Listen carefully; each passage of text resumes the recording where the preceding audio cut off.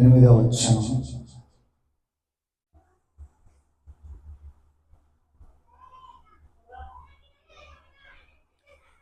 118వ కీర్తన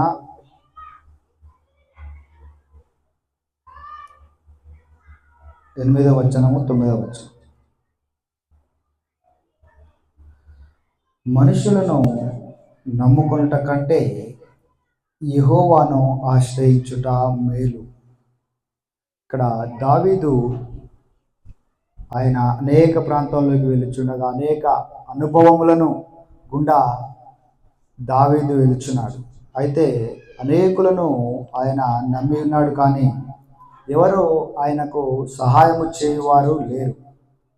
దావీదుకు ఎవరు సహాయము చేయువారు లేరు. అయితే దావీదు ఇక్కడ ఏమంటున్నాడంటే, మనుషులను నమ్ముకొనుట కంటే యెహోవాను ఆశ్రయించుట మేలు. రాజులను నమ్ముకొనుట కంటే యెహోవాను ఆశ్రయించుట మేలు. అంటే ఇక్కడ దావీదు ఆయన ఆ ఒక ఎడారిలో గుండా వెళుచుండగా సౌలు చంపుతాడు అనే భయముతో ఆయన ఎడారిలో పరిగెత్తుతున్నప్పుడు ఆయన ఈ మాటలను మాట్లాడుతున్నాడు. మనుషులను నమ్ముకొనుట కంటే యెహోవాను ఆశ్రయించుట మేలు. అంటే ఎవరు ఆ ఒక ఎడారిలో ఆయన వెళుచుండగా ఆయనకు సహాయము చేయువారు ఎవరునూ లేరు. అయితే ఎవరు సహాయము చేయడం లేదు కాబట్టి ఆయన యెహోవా వద్ద నుంచే ఆయన సహాయం వస్తుందని యెహోవా మీదనే ఆశ పెట్టుకొని ఉన్నాడంట. రాజులను నమ్ముట కంటే యెహోవాను ఆశ్రయించుట మేలు. యెహోవాను ఆశ్రయించుట మేలు. రాజులను నమ్ముకుంట కంటే యెహోవాను ఆశ్రయించుట మేలు అని 8వ వచనము 9వ వచనం. ఈ 2 వచనాల్లో మనం చూసినట్లయితే ఇక్కడ 2 సార్లు రాయబడింది యెహోవాను ఆశ్రయించుట మేలు అని 8వ వచనంలో రాయబడింది. అదేవిధంగా 9వ వచనంలో కూడా యెహోవాను ఆశ్రయించుట మేలు. అంటే యెహోవాను మనము ఆశ్రయించాలి. ఏ ఒక సందర్భంలో అయినా ఎలాంటి పరిస్థితి ఉన్నా మనము మొదటిగా యెహోవాను ఆశ్రయించాలి. మీరు నాకు మొరపెట్టదరే, మీరు నాకు ప్రార్థన చేయుచు వత్తురేని, నేను మీ మనవి ఆలకింతును. మీరు నన్ను వెతికిన ఎడల పూర్ణ మనస్సుతో నన్ను గూర్చి విచారణ చేయని ఎడల మీరు నన్ను కనుగొందురు. అంటే పూర్ణ హృదయముతో పూర్ణ మనసుతో ఎప్పుడైతే మీరు దేవుని వెతుకుతారో అప్పుడు ఖచ్చితంగా నేను మిమ్మల్ని ఆ చెరలో నుండి మిమ్మల్ని విడిపిస్తానంటున్నాడు. చెర అనే సమస్యల నుండి కావచ్చు, చెర అనే బలహీనత కావచ్చు, ఇలాంటి పరిస్థితి అయినప్పటికీ నేను ఖచ్చితంగా మిమ్మల్ని విడిపిస్తాను అంటున్నాను. హల్లెలూయా. సామెతలు 8:17, ప్రొవర్బ్స్ 8:17. సామెతలు 8వ అధ్యాయము 17వ వచనం.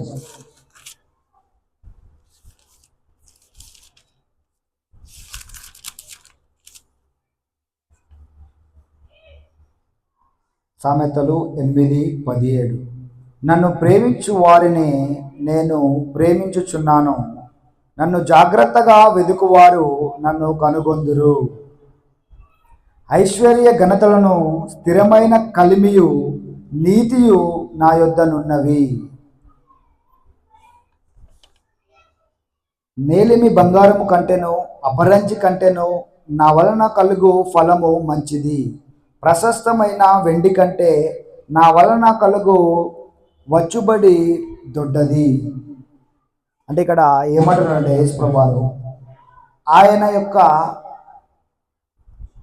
ఎవరైతే వెతుకుతారో 18, నన్ను ప్రేమించు వారిని నేను ప్రేమించుచున్నాను. 17, 18, 19. నన్ను ప్రేమించు వారిని నేను ప్రేమించుచున్నాను, నన్ను జాగ్రత్తగా వెతుకువారు నన్ను కనుగొందురు. ఎవరైతే జాగ్రత్తగా వెతుకుతారో, ఎవరైతే దేవుని మందిరంలోకి వస్తారో, ఎవరైతే ఆయనను వెతుకుతారో, ఆయనను ప్రేమిస్తారో వారికి ఆయన ఐశ్వర్య ఘనతలను, స్థిరమైన కలిమియు నీతియు నా యొద్ద ఉన్నవి. అంటే ఐశ్వర్యము, ఘనతను, స్థిరమైన కలిమియు నీతియు నా యొద్ద ఉన్నవి. అయితే ఎవరైతే జాగ్రత్తగా వెతుకుతారో వారు వీటిని కనుగొందురంట. దేవుడిస్తాడు. ఐశ్వర్య ఘనతయు, స్థిరమైన కలిమియు నీతియు నా యొద్ద ఉన్నవి. ఆయన వద్ద ఏమున్నదంటే ఐశ్వర్యము, ఘనతను, స్థిరమైన కలిమియు నీతి నా యొద్ద ఉన్నది అంటున్నాడు. అంటే ఐశ్వర్యము, ఘనత ప్రపంచంలో చూసుకున్నట్లయితే వీటి గురించే అనేకులు పరిగెత్తుతూ ఉంటారు. ఐశ్వర్యము, ఘనతను, కలిమి వీటి గురించి అనేకులు పరిగెడుతూ ఉంటారు. అయితే ఇక్కడ ఏమంటున్నాడంటే దేవుడు, నన్ను ప్రేమించు వారిని నేను ప్రేమించుచున్నాను, నన్ను జాగ్రత్తగా వెతుకువారు నన్ను కనుగొందురు. అంటే వాటిని కనుగొన్నారంటే ఎప్పుడైతే దేవుని జాగ్రత్తగా వెతికినట్లయితే వారు నన్ను కనుగొందురు అంటున్నాడు. ఎప్పుడైతే నీవు దేవుని కనుగొంటావో, దేవుని ఎప్పుడైతే నీవు జాగ్రత్తగా వెతికి దేవుని ప్రేమించినట్లయితే నేను మిమ్మల్ని ప్రేమిస్తాను అంటున్నాడు. నేను మీకు సహాయము చేస్తాను, ఐశ్వర్య ఘనతలను, స్థిరమైన కలిమియు నా వద్ద ఉంది అంటున్నాడు. ఎప్పుడైతే దేవుని మనము జాగ్రత్తగా వెతుకుతామో ఆయన వద్ద ఉన్న కలిమి, ఆయన వద్ద ఉన్న ఘనత, ఐశ్వర్యమును ఆయన మనకు ఇవ్వడానికి సిద్ధంగా ఉన్నాడు. ఎప్పుడైతే మనం ఆయనను జాగ్రత్తగా వెతుకుతామో, ఎప్పుడైతే ఆయనను ప్రేమిస్తామో అప్పుడు ఆయన మనల్ని ప్రేమించి, మనల్ని హెచ్చించి, మనల్ని ఘనపరిచి ఆయన వద్ద ఉన్న ఐశ్వర్యమును మనకు ఇస్తాడు. హల్లెలూయా.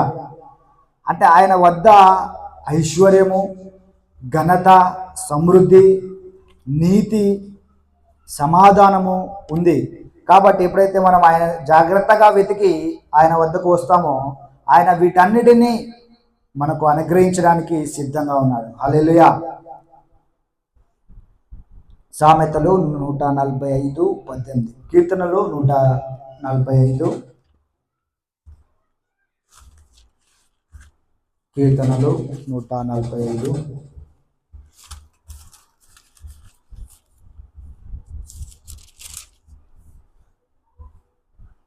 18. Psalms 145:18. తనకు మొరపెట్టు వారికందరికీ, తనకు నిజముగా మొరపెట్టు వారికందరికీ యెహోవా సమీపముగా ఉన్నాడు. తన యందు భయభక్తులు గల వారి కోరిక ఆయన నెరవేర్చును, వారి మొల ఆలకించి వారిని రక్షించును.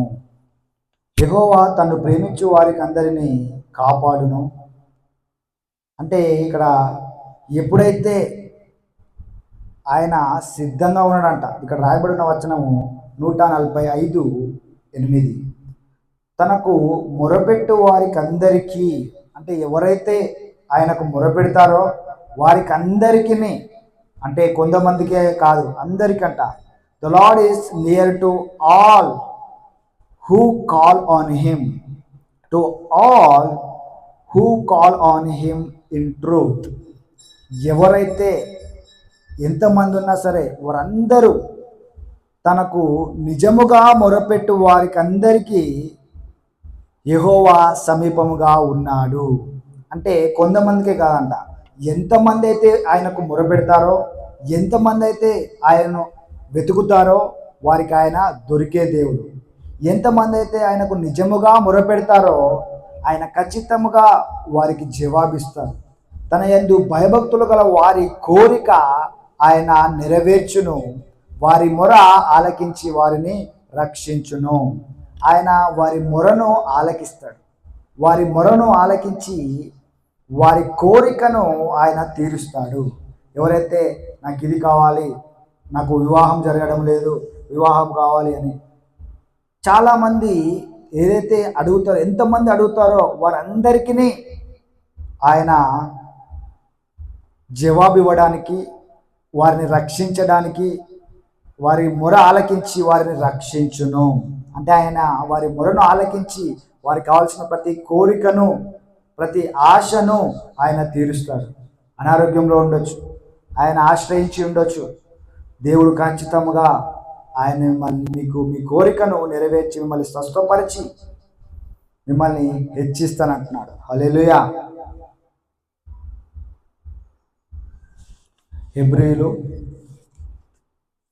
Hebrews chapter 11 verse 6. And without faith it is impossible to please him.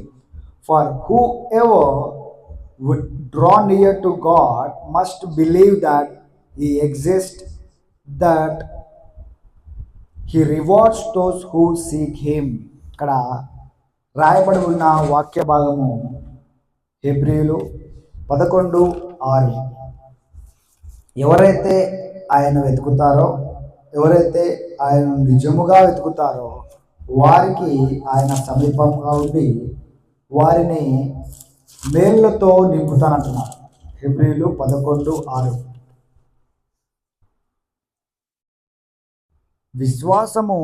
విశ్వాసము లేకుండా దేవునికి ఇష్టడయ్యుట అసాధ్యం. దేవుని యొద్దకు వచ్చువాడు ఆయన ఉన్నాడనియు తను వెతుకు వారికి ఫలము దయచేయువాడనియు నమ్మవలను కదా. అంటే ఎవరైతే దేవుని వెతుకుచున్నారో, ఎవరైతే ఆయన వద్దకు వచ్చి ఉన్నారో వారు నిజముగా దేవుడు నాకు ఫలము దయచేస్తాడు, ఖచ్చితంగా నా దేవుడు నాకు ఫలము దయచేస్తాడు అని నమ్మవలను కదా. అయితే కొన్ని సంవత్సరాలుగా మీరు వెతుకుతున్నారు, అయితే ఇంకనూ నాకు జవాబు రాలేదు, నా పరిస్థితి మారలేదు అనుకుంటున్నాం. కానీ దేవుడు ఏమంటాడంటే తను వెతుకు వారికి ఫలము దయచేయువాడు. నేను ఖచ్చితంగా మీ ఆలస్యాన్ని నేను ఆశీర్వాదకరంగా మారుస్తాను. నిశ్చయముగా నేను బహుమానం ఇచ్చే దేవుడను. విశ్వాసం లేకుండా దేవునికి ఇష్టయుట అసాధ్యము. దేవుని యొద్దకు వచ్చేవాడు ఆయన ఉన్నాడనియు తను వెతుకు వారికి ఫలము దయచేయువాడనియు నమ్మవలను కదా. అంటే ఆయన ఖచ్చితంగా ఫలము దయచేయువాడు. ఎవరైతే వెతుకుతున్నారో, ఎవరైతే దేవుని వద్దకు వచ్చి ఆయనను వెతుకుతున్నారో నిశ్చయముగా ఆయన మనకు ఫలము దయచేస్తాడు అని ఎవరైతే ఈ ఆలస్యంలో కూడా ఇంకా గట్టిగా పట్టుకున్నారో దేవుడు ఖచ్చితంగా ఈ సంవత్సరము, ఈ నెలలో వారికి జవాబులు ఇచ్చి గొప్ప సాక్ష్యాలను, అవును నిజముగా ఆయన ఫలము దయచేయువాడు అనే సాక్ష్యాలను దేవుడు మనకి ఇవ్వబోతున్నాడు. హల్లెలూయా. 143వ కీర్తన 8వ వచనం. Psalms 143:8. Let me hear in the morning of your steadfast love, for in you I trust. Make me know the way I should go, for to you I lift up my soul. ఇక్కడ దావీదు ఏమంటాడంటే 143:8వ వచనం. కీర్తనలు 143:8వ వచనం. నీ ముఖమును నీ యందు నేను నమ్మిక ఇచ్చి ఉన్నాను. ఉదయమున నీ కృపావార్తను నాకు వినిపింపుము. నీ వైపు నా మనస్సును నేను నెత్తుకొనుచున్నాను. నేను నడవవలసిన మార్గము నాకు తెలియజేయుము. ఇక్కడ దావీదు ఏమంటున్నాడంటే ఉదయమున నీ యందు నేను నమ్మిక ఉంచి ఉన్నాను. ఉదయమున నీ కృపావార్తను నాకు వినిపింపుము. ఉదయమున అంటే మార్నింగ్ ఏమంటున్నాడంటే లేచి నీ కృపావార్తను నాకు వినిపింపుము. నీ యందు నేను నమ్మిక ఉంచి ఉన్నాను. అయితే ప్రతిరోజు ఉదయాన దావీదు లేచి ఈ విధంగా అంటున్నాడంట, ఉదయమున నీ కృపావార్తను నాకు వినిపింపుము. ఒక గుడ్ న్యూస్, ఒక శుభవార్త నాకు ఈరోజు వినిపించుము. నీ యందు నేను నమ్మిక ఉంచి ఉన్నాను. నీ యందు నేను నమ్మిక ఉంచి ఉన్నాను. ఉదయమున నీ కృపావార్తను నాకు వినిపించుము.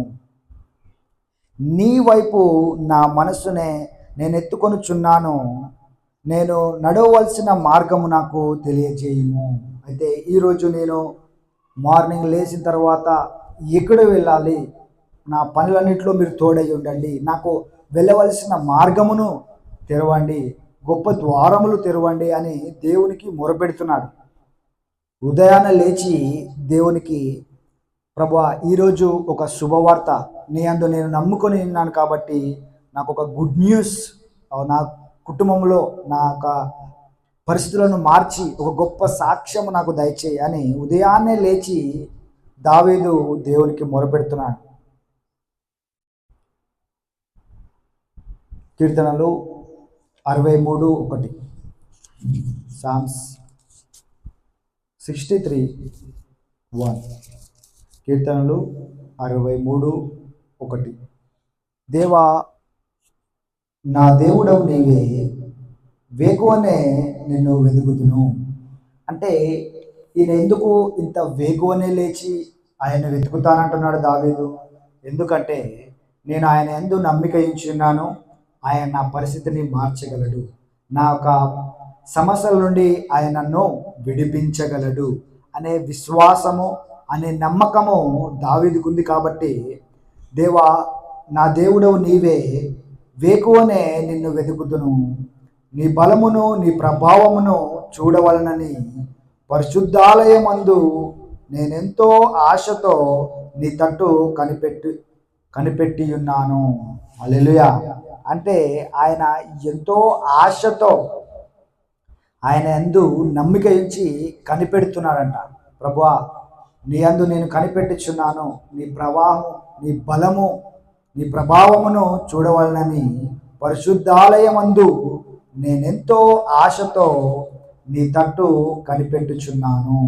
అంటే ఆయన ఎంతో ఆశతో ఆలయంలో కనిపెడుతున్నాడంట. దేవుని ఆలయంకి వచ్చినప్పుడు ఆయన ఎంతో కనిపెడుతూ, ఈరోజు దేవుడు ఖచ్చితంగా నాకు ఆయన ప్రభావమును ఆయన బలమును నా జీవితంలో చూపించి ఒక గొప్ప కార్యము ఆయన చేస్తాడు అని దావీదు సంఘంకి వచ్చినప్పుడు, దేవాలయంకి వచ్చినప్పుడు, పరిశుద్ధాలయంకి వచ్చినప్పుడు ఆయన మొరపెడుతూ దేవుని యందు ఆశపడి ఆశతో తను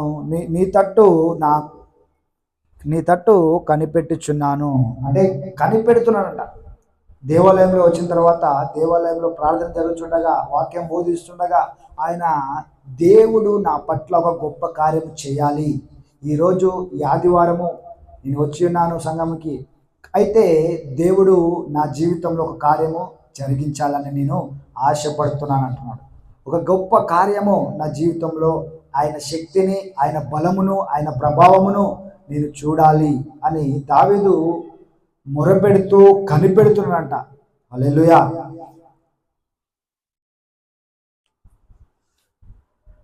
మత్తయి సువార్త 11:28.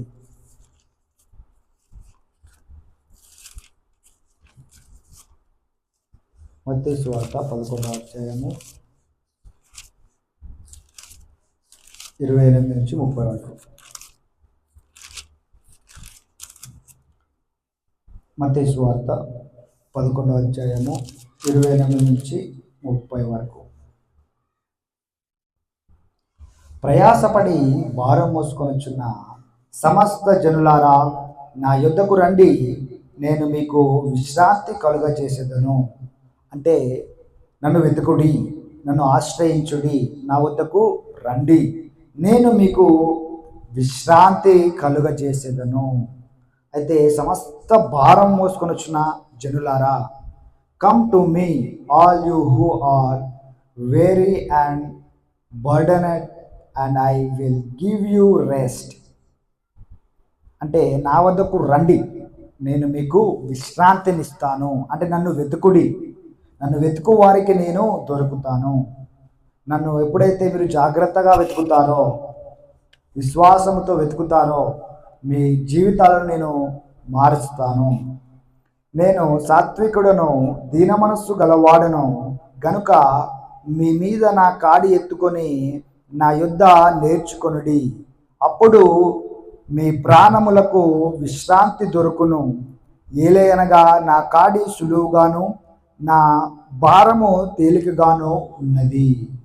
అంటే ఆయన వద్దకు వచ్చి నేర్చుకొనుడి. నా కాడి అనగా వినడము, ఆయన సంఘములో ఆయన మాటలను విని ఆ మాటల ప్రకారముగా జీవించడము.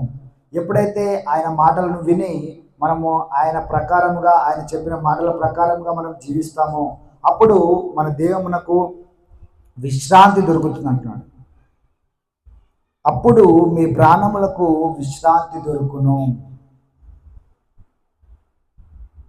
For I am gentle, take my yoke upon you and learn from me, for I am gentle and humble in heart, and you will find rest for your souls. For my yoke is easy and my burden is light. అంటే నా యొక్క మాటలు అనేవి కఠినంగా ఉండవు, నా మాటలు అనేవి తేలికగా ఉంటాయి. మీరు అంగీకరించి మీరు వాటి ప్రకారముగా నడిచే అంతనే ఉంటాయి, కానీ అవి భారముగా ఉండవు. నా మాటలు కానీ భారముగా మీకు ఉండవు అంటున్నాడు. మీరు ఎప్పుడైతే నా వద్ద నేర్చుకుంటారో, ఎప్పుడైతే మీరు అంగీకరించి నా వద్దకు వస్తారో అప్పుడు మీ జీవితాలకు నేను విశ్రాంతిని ఇస్తానంటున్నాడు. విశ్రాంతి అనగా అన్ని రంగాల్లో మీకు విశ్రాంతిని దేవుడు అనుగ్రహించబోతున్నాడు. ఎందుకంటే మీరు వచ్చి ఉన్నారు, మీరు వింటున్నారు, ఆయన మాటలను మీరు వింటున్నారు. కాబట్టి మాటలు వింటున్న ప్రతి ఒక్కరు కూడా వారి జీవితంలో దేవుడు వారికి విశ్రాంతిని కలుగజేయబోతున్నాడు. హల్లెలూయా. ఆర్థికమైన విశ్రాంతి కావచ్చు, అనారోగ్యంలో విశ్రాంతి కావచ్చు, దేవుడు అన్ని రంగాల్లో మీకు విశ్రాంతిని దయచేయాలని ఆయన నా వద్దకు రండి, నేను మీకు విశ్రాంతి సమాధానమును దయచేస్తున్నాడు. కాబట్టి ఎప్పుడైతే ఆయన వద్దకు వచ్చి ఆయన సన్నిధిలో మనము మోకరించి ఆయన సన్నిధిలో మనం ఎప్పుడైతే అడుగుతామో ఆయన ఖచ్చితముగా మన పరిస్థితులలో అన్నిట్లలో మనకు విశ్రాంతిని దయచేసి మనల్ని హెచ్చించి మనల్ని గణపరిచి మనకు సమాధానమును దయచేయాలని ఆయన యొక్క ప్రణాళిక. సామెతలు, కీర్తనలు 139:23, Psalms 139:23-24, Psalms 139, కీర్తనలు 139:23-24. Search me, O God, and know my heart. Try me and know my thoughts, and see if there be any grievous way in me, and lead me in the way everlasting. అంటే ఇక్కడ ఏం రాయబడుతుందంటే 139:23-24, దేవా నన్ను పరిశోధించి నా హృదయమును తెలుసుకొనుము, నన్ను పరీక్షించి నా ఆలోచనలను తెలుసుకొనుము. నీకు ఆయాసకరమైన మార్గము ఆయాసకరమైనది ఉందా? ఏదైనా అవునయ్యా, ఏదైనా ఆయాసకరమైన ఏదైనా ఉంటే దాని నుండి నన్ను విడిపించుమంటున్నాడు. నీకు ఆయాసకరమైన మార్గము నా యందున్న ఏమో చూడుము, నిత్యం మార్గమున నన్ను నడిపించుము. అంటే ఆయన మార్గములో నన్ను నడిపించుము, నీ మార్గంలో నన్ను నడిపించు ప్రభా. ఏదైనా ఆయాసకరమైనది ఏదైనా ఉందా? ఏదైనా ఆయాసకరమైనది నా జీవితంలో ఉందా? ఉన్నట్లయితే దాని నుంచి నన్ను విడిపించి నీ జీవ మార్గంలో నన్ను నడిపించుము. కొన్ని సందర్భాల్లో మనము దారి తప్పి మన ఓన్ డెసిషన్గా మనం సొంత నిర్ణయాలను మనం తీసుకుంటాం. దానివల్ల మనము అనేకమైన సమస్యలను కొని తెచ్చుకుంటాం. అయితే ఇక్కడ దావీదు అలాంటి సందర్భాల్లో ఉన్నప్పుడు దావీదు ఏమంటున్నాడంటే, ప్రభువా ఏదైనా ఆయాసకరమైనది, ఏదైనా నీకు వ్యతిరేకంగా నా జీవితంలో ఉందా? దాన్ని బట్టి నన్ను పరీక్షించి నా అంతరంగమును పరీక్షించి వాటి నుంచి నన్ను తప్పించుము. ఆయాసకరమైనది ఏదైనా ఉంటే దాని నుంచి నన్ను తప్పించి నీ జీవ మార్గంలో నన్ను నడిపించు అంటున్నాడు.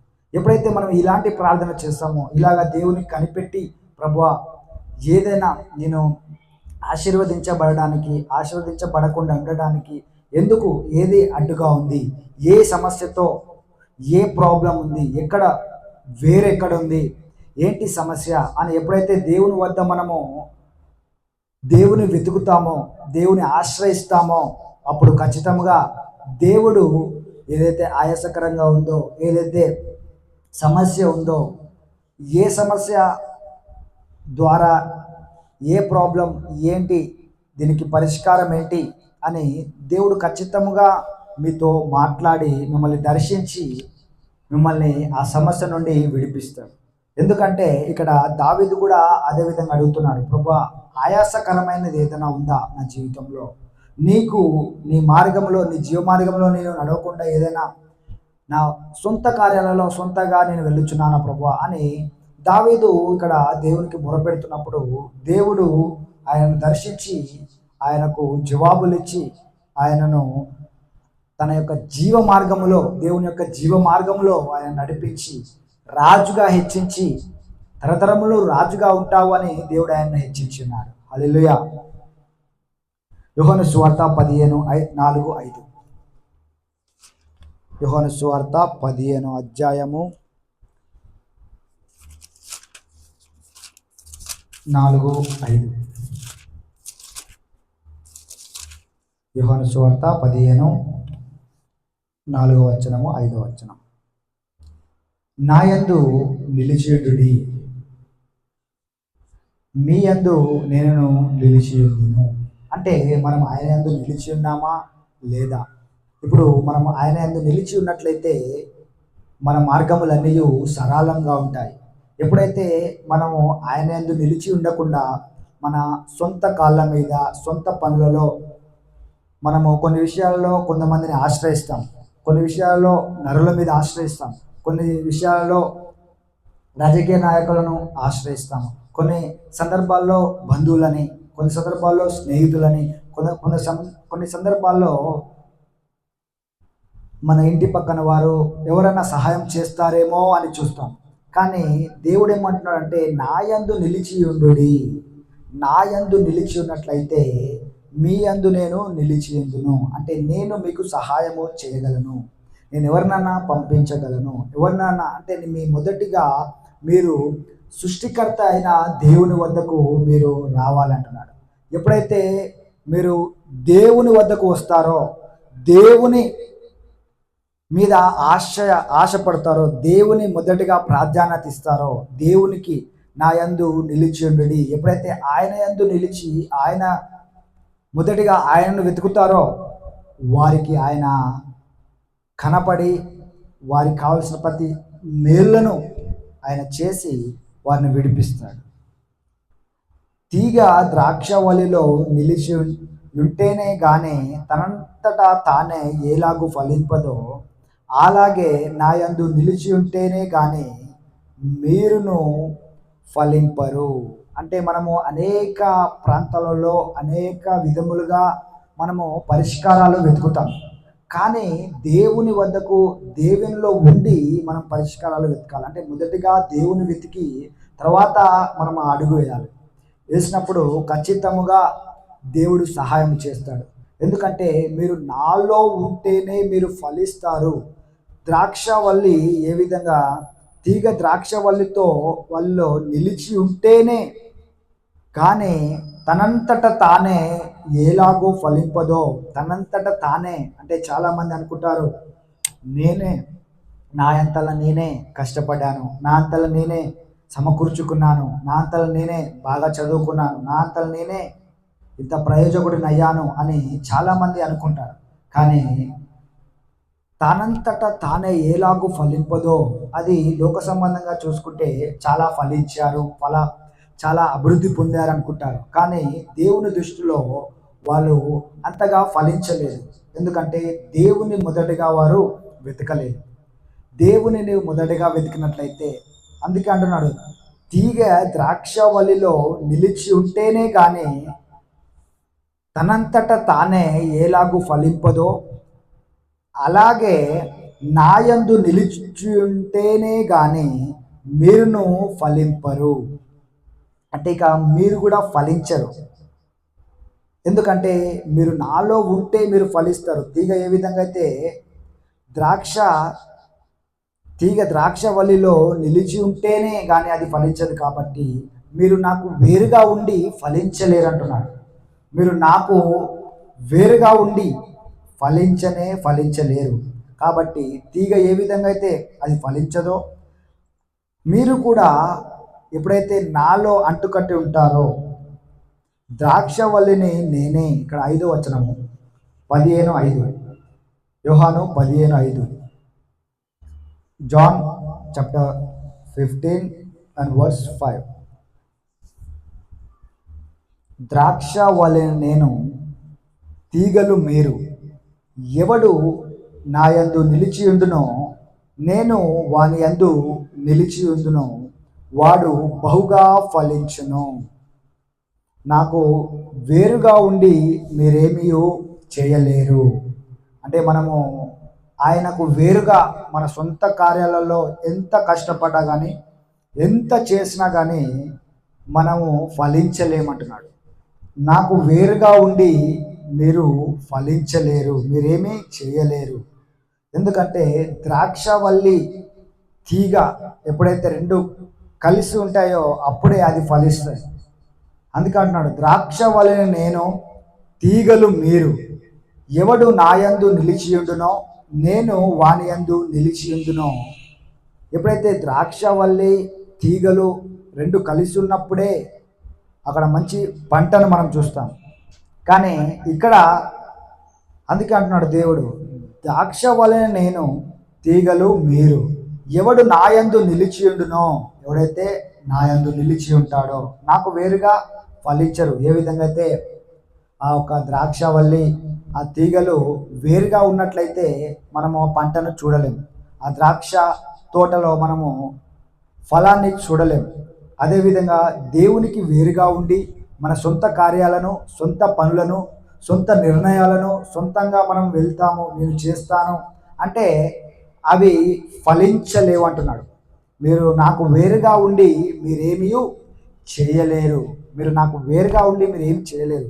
కాబట్టి ప్రతి పనులలో, ప్రతి చిన్న విషయమైనా పెద్ద విషయమైనా, ప్రతి దాంట్లో మనం మొదటిగా దేవుని ఆశ్రయించి దేవుని ముందు పెట్టి, ప్రభువా ఇగో ఈ పని చేస్తున్నాము, ప్రభువా ఇది చేస్తున్నాము, ఏ విషయం అయినప్పటికీ దాంట్లో దేవుని మనం మొదటిగా పెట్టి దేవుని నడుపుదలతో దేవుడు అందుకే అన్నాడు, మీరు నాకు వేరుగా ఉండి మీరేమీ చేయలేరు.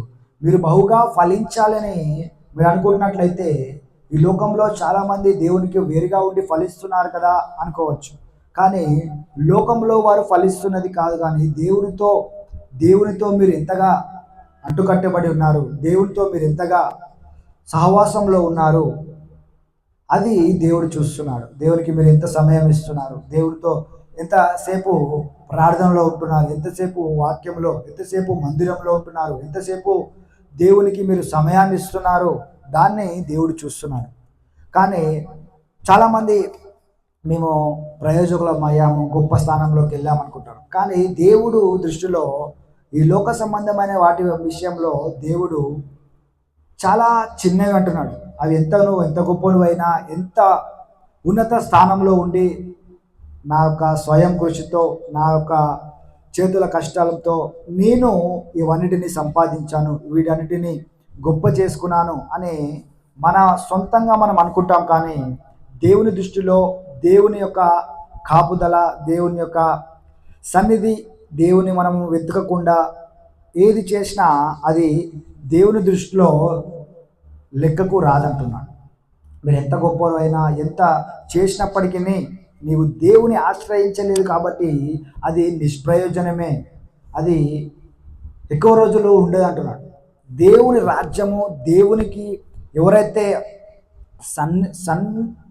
సన్నిహంగా దగ్గరగా ఉండి దేవునితో ఫలిస్తారో, దేవునిలో ఫలిస్తారో, వారి తరములను దేవుడు వారిని ఆశీర్వదించి ఇహలోకమే కాదు పరలోకములో కూడా దేవుడు వారిని జ్ఞాపకం చేసుకుంటాడు. పరలోక రాజ్యంలో కూడా వారిని దేవుడు ఒక ఉన్నత స్థానంలో ఉంచుతాడు. ఎందుకంటే వారు ఈ భూమి మీద బహుగా ఫలించారు, నా ద్వారా ఫలించారు.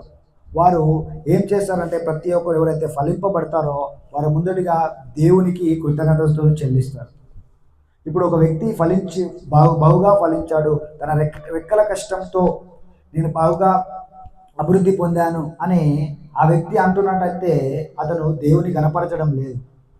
అయితే ఇంకొక వ్యక్తి ఇదంతా కూడా నాకు ఇచ్చిన ఆస్తి కూడా నాకు ఇచ్చిన ఇదంతా కూడా దేవుడు నాకు అనుగ్రహించి ఉన్నాడు అని ఎప్పుడైతే ఆయన దేవునికి అప్పగిస్తాడో, దేవుని ద్వారానే నేను ఇంతవాడిగా అయ్యాను అని ఎప్పుడైతే దేవుని ముందు పెడితే దేవునికి కృతజ్ఞతలు చెల్లిస్తాడో అతడు బహుగా ఫలించిన వాడు. పరలోక రాజ్యంలో కూడా దేవుడు ఆయనకు ఉన్నత స్థానంలో ఉన్నతమైన పేరును ఘనతను ఆయన ఇస్తాడంట. హల్లెలూయా. అయితే మనం ఏది చేసినప్పటికీ దేవుని ప్రణాళిక, దేవుని యొక్క ఉద్దేశాలను దేవునికి అప్పగించి, మన పనులన్నీ దేవునికి అప్పగించి దేవునికి అంటుకట్టబడి, ఇక్కడ అన్నాడు మీరు నాకు వేరుగా ఉండి ఏమీ చేయలేరు. మీరు బహుగా ఫలించాలంటే తీగ ఏ విధంగా అయితే ద్రాక్షవల్లికి అంటుకట్టుకోబడి ఉంటుందో అదే విధంగా మీరు కూడా నాతో అంటుకట్టబడి ఉండాలి అంటున్నాడు. హల్లెలూయా.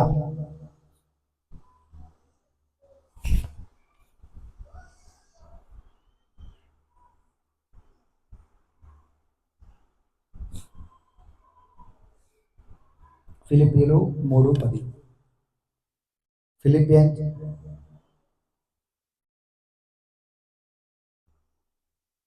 3:10. ఫిలిప్పీలకు రాసిన పత్రిక 3:10. Philippians 3:10. I want to know Christ, yes, to know the power of his resurrection and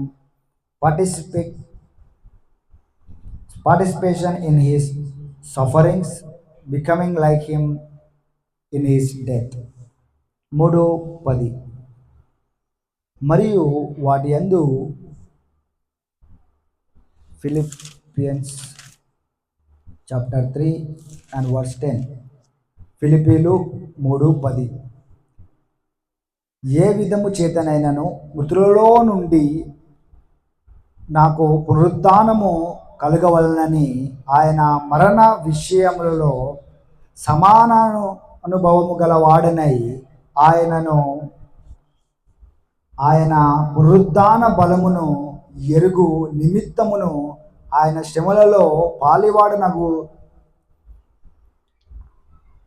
పాలివాడనగుట ఎట్టిదో ఎరుగు నిమిత్తమును సమస్తమును నష్టపరుచుకొని వాటిని పెంటతో సమానముగా ఎంచుకొనుచున్నాను. ఇక్కడ పౌలు అంటున్నాడు, పౌలు ఒక ఉన్నతమైన అధికారి. అయితే ఆయనకు సమస్తము అధికారం ఉంది, రాజకీయ నాయకుల్లో ఉన్నాడు, అన్ని రంగాల్లో ఆయన ఆశీర్వదించబడ్డాడు. బలము, ఒక యుద్ధానికి కూడా ఆజ్ఞాపించేంత అధికారము కలిగి ఉన్నవాడు. అయితే ఎప్పుడైతే క్రీస్తు యొక్క పునరుద్ధానమును, క్రీస్తు యొక్క మరణమును చూసినప్పుడు దానితో నేను దేనిని పోల్చుకోలేను అంటున్నాడు. ఏ విధము చేతనైనను మృతులలో నుండి నాకు పునరుద్ధానము కలుగవలనని ఆయన మరణ విషయములలో సమానానుభవము గలవాడనై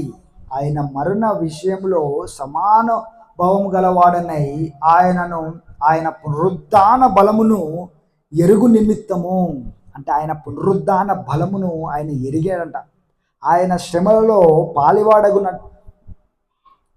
పాలివాడనగుట ఎట్టిదో ఎరుగు నిమిత్తము, ఆయన శ్రమలలో పాలిభాగస్తుడు అవ్వడము ఎట్టిదో అంటే ఆయన పునరుద్ధానమును ఈయన రుచి చూశాడు. ఆయన యొక్క శ్రమలను రుచి చూసి వీటన్నిటిలో ఏ విధమైన గొప్ప ఆదరణ ఉందో ఈయన ఎరిగి ఉన్నాడంట. ఆయన యొక్క మరణములో, ఆయన యొక్క శ్రమలలో పాలివాడగుట ఎట్టిదో ఎరుగు నిమిత్తమును సమస్తమును నష్టపరుచుకొని వాటిని పెంటతో సమానముగా ఎంచుకొనుచున్నాను.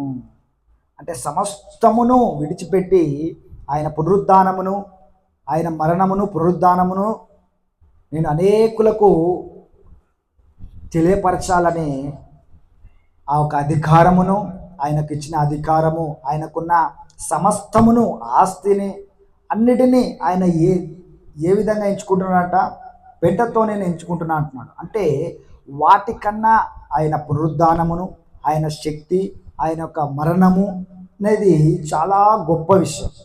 ఆయన చనిపోయి మరల తిరిగి లేచి పునరుద్ధాన శక్తి, ఆయన శ్రమ నొంది ఆ సిలువలో మన కొరకు పాపం ఎరుగని ఆయన పాపిగా మారిపోయి ఆ యొక్క శిక్ష అనేది ఆయనకు వర్తించదు. కానీ ఆయన మన కొరకు ఆ శిక్షను భరించి లోక పాపమును మోసుకెళ్ళు గొర్రెపిల్లగా ఆయన ఆ సిలువలో చనిపోయి మూడో రోజు లేచిన దేవుడు కాబట్టి దాన్ని ఆయన చూసి ఉన్నాడు, ఆయన ఎరిగి ఉన్నాడంట. ఆయన అనుభవంలోకి వెళ్ళి ఆ యొక్క శ్రమలను, ఆయన పునరుద్ధానమును, ఆయన మరణమును, పునరుద్ధానమును నేను రుచి చూశాను కాబట్టి మిగతావన్నీ కూడా, ఏ ఆస్తి కావచ్చు, ఇక ఉన్నత స్థానం కావచ్చు, గొప్ప గొప్ప పేర్లు కలిగి ఉండొచ్చు, కానీ వాటన్నిటినీ నేను తృణీకరిస్తున్నాను అంటున్నాడు. ఎందుకంటే ఆయన పునరుద్ధానము చాలా గొప్పది, ఆయన మరణము, ఆయన పునరుద్ధానమే అన్నిటికన్నా గొప్పది అని వాటన్నిటిని నేను విడిచిపెట్టి ఆయన సువార్త నిమిత్తమై నేను వచ్చినానని పౌలు ఇక్కడ ఫిలిప్పీలతో మాట్లాడుచున్నాడు. ఫిలిప్పీలకు రాసిన పత్రికలో పౌలు ఆయన యొక్క పునరుద్ధానమును, ఆయన యొక్క శిలువ మరణమును, పునరుద్ధానమును తెలియపరుస్తున్నాడు. అది ఎంత గొప్ప విలువ అంటే దానితో మనము దేనిని పోల్చలేము. ఆయన పునరుద్ధానము, ఆయన మరణము, ఆయన పునరుద్ధానమును దేనితో మనం పోల్చలేము. కాబట్టి ఆయన పునరుద్ధానుడై ఆయన చనిపోయి శ్రమ నొంది వాటన్నిటిలో ఆయన మన వలె శ్రమ నొంది మన యొక్క పాపములను ఆయన సిలువలో భరించి మన కొరకు చనిపోయి మూడో రోజు లేచాడు అన్నది ఎంతో గొప్ప విషయము. దానికన్నా ఇంకా గొప్ప విషయము ఏది లేదు. అవన్నీ కూడా ఇక ఏదైనా గొప్పది అనుకుంటున్నానా అవన్నిటిని నేను పక్కన పెట్టేస్తున్నా అంటున్నాడు. అంటే వాటన్నిటిని నేను లెక్క చేయట్లేదు. ఆయన సిలువ, ఆయన యొక్క పునరుద్ధాన శక్తియే అన్నిటికన్నా గొప్పది అని అనేకులకు ఆయన ప్రచురం చేస్తున్నాడు. హల్లెలూయా. కాబట్టి ఈ యొక్క వచ్చే గుడ్ ఫ్రైడే రోజు, మళ్ళీ అదేవిధంగా పునరుద్ధాన రోజు దేవుని పునరుద్ధాన శక్తిని